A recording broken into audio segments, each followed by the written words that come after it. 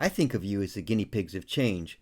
So for the next 15 minutes, imagine yourself as Ginny the Guinea and join me on a tour of your school life. I'm subtitling it, How Two Recessions, Epic Policy Battles, Landmark Laws, Incomplete Reforms, a Pandemic, and now a post-pandemic flood of funding have shaped your education, baffled your parents, and now create an extraordinary possibility. You may want to pay attention to the slides with the star, perhaps maybe take a screenshot for reference. I'll also provide all the slides to Ed 100. So maybe you were born under a bad sign. You went to kindergarten or preschool at the start of the Great Recession. There were no GoFundMe drives back then. Instead, Ginny and her friends asked for donations of kibble for their snacks. How bad was it? Consider Proposition 98, the formula that California uses to determine the portion of state revenue that goes to K-12 schools and community colleges. It fell 13% the year before you started school. There are always opportunities in crisis. Stanford professor Mike Kirst looked at the disaster and said, "We can fund schools better and fairer." Around 2008, he co-authored a study that was to shake things up. The ideas seemed radical then, to create an equitable way to distribute money and give districts more control over how to spend it. The study didn't get much attention or traction at the time. It would take some years and a new governor before it became what we have today. Ginny heard the term resource allocation, though, and assumed it had something to do with seconds on dessert. Before we go further, let me pause for a moment and talk about the federal No Child Left Behind law that terrorized many of your elementary school teachers, because you can't understand where we are today unless you understand how we got here. A bipartisan Congress passed it in 2002 with good intentions.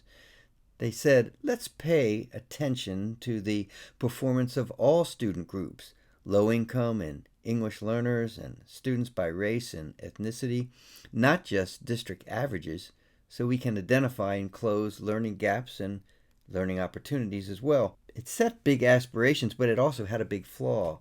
It said students had to pass their state's math and reading tests, all students, everyone, by 2014, or the schools would face penalties, the equivalent of being sent to the office. Not only were those pretty steep stairs, but the measure of a school was just about math and reading tests.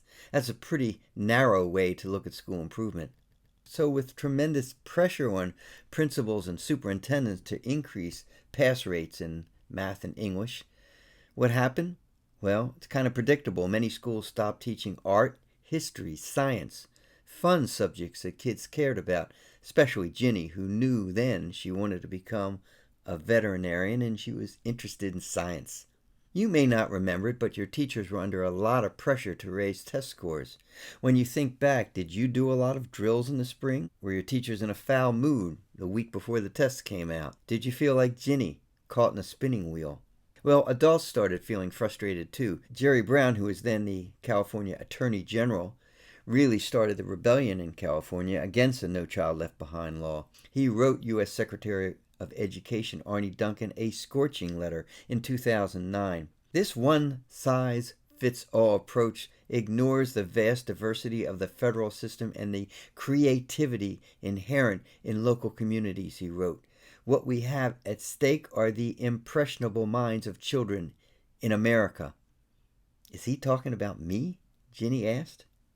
Well, it took Congress 6 more years to replace that law with the Every Student Succeeds Act, which limits the role of federal government in K-12 education.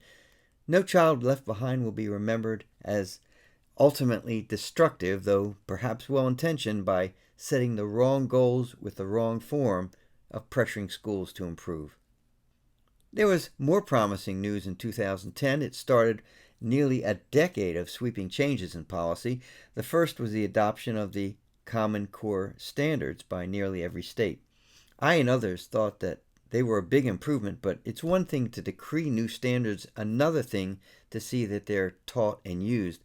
Governor Brown and the legislature didn't earmark any money for training teachers on how to teach the new standards for 4 more years, and a lot of time was lost in between.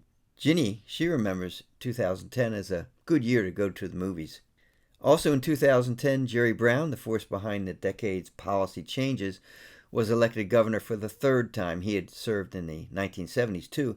Brown was determined to create a new system to fund and improve schools and ignore No Child Left Behind if he had to. And he turned to Mike Kirst as his advisor and appointed him to lead the State Board of Education for the next 8 years. But keep in mind, there still was a recession. The economy doesn't improve just because smart guys get elected. Actually, the worst years in terms of funding were Brown's first term. It got to the point that California had the nation's lowest spending per student when you and Ginny were in elementary school. So what do you remember from those days? Many parents were worried about the state and the future of public schools. Ginny had sad memories from those days, and the same question on everybody's mind. Can it get worse? Things started looking up when you and Ginny were in 3rd grade. Voters passed Proposition 30, which raised income taxes that brought in $6 billion a year. The truth was that Jerry Brown had threatened to cut schools by $6 billion if voters hadn't passed it. And then, in 2013, remember Mike Kirst's idea to change the way the state finances K-12? Well, Jerry Brown persuaded the legislature to do it. In the last couple of days, you've probably been talking about the local control funding formula, how it distributes extra money to low-income kids, English learners, foster, and homeless youths. Well, there are 2 things to keep in mind about it. Most states that proposed making their funding formulas fairer had to spend years, if not decades, in lawsuits and fighting in court. Jerry Brown was able to persuade the legislature to adopt it for 2 reasons. First, he promised to shift power over decisions from Sacramento to local districts. That's local control. And he impressed upon legislators that there was a moral imperative to do right for the kids who needed extra funding. As he said often, equal treatment for children in unequal situations is not justice. The next big change, also in 2013, California adopted the new science standards that emphasize conceptual knowledge and real-life applications. Ginny liked the next generation science standards, even if they were slow to reach many classrooms in California. Ginny could actually see herself becoming a veterinarian. There was also a problem. You've got pretty good math and English language arts standards, but up to that point, the only tests you had were on the old standards, and that wouldn't work. So while they were being developed, the state took a break. In 2014, for the first time in 2 decades, there were no spring standardized tests while you were in middle school. My guess is you were about as sad as Ginny and her teachers were.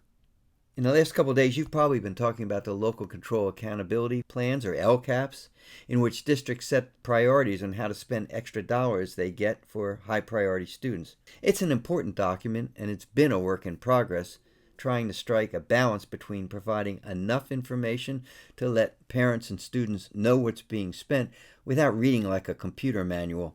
Ginny tried it in 2014, the first year they appeared, and it made her head spin. Finally, though, Smarter Balanced tests replaced the old state tests in the spring of 2015, though Ginny was not exactly impressed. Also in 2015, Congress and President Obama finally reached a deal to replace the No Child Left Behind law. The long and short of it is this. Congress gave states a lot of flexibility to fix low-performing schools with the Every Student Succeeds Act. You don't hear much about it, but it was a big win for Governor Brown and Mike Kirst. For the most part, they could build a state system of improvement without much meddling from Washington, D.C. In November 2016, the tax that Jerry Brown persuaded voters to pass in 2013 was extended well beyond your time in school to 2030. As a result, there's been a lot more money coming into schools since you were in middle school, at least up till last year. Per student spending rose, so California went from last in the nation to, in the latest report, 36th in the nation when adjusted for the high cost of living in California. The funding has gotten to districts as intended under the law, but Ginny's gotten to be a pretty observant student. She asked the right question. Gee, I wonder if all this money was actually being spent on kids as intended. So consider all the pieces. You've got new academic standards, new tests, district priorities as set forth in the LCAP. You're paying attention to multiple measures, not just test scores. like suspension rates and preparation for college and careers.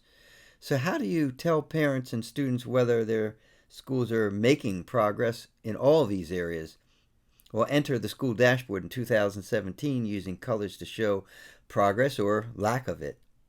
It's innovative, though it wasn't instantly clear to Ginny and a lot of people how to read what was happening. In the fall of 2018, we said farewell to Jerry Brown. After 4 terms as governor, including the previous 8 years, he headed off to his ranch in Colusa County like a sheriff in an old western. But there are clouds on the horizon, like a teacher shortage and questions whether all of these changes will make a difference to close disparities in achievement among student groups and lead to success for all students. There are some positive signs, like a big increase in graduation rates, more ethnic studies courses, more AP courses in most districts, and some interesting new career pathways. But there was also a troubling report in 2019 from the state auditor. Her conclusion: in general, we determined that the state's approach to a local control funding formula has not ensured that funding is benefiting students as intended. So here we go, 2020, the bookend to your school years, a strange recession, and a pandemic.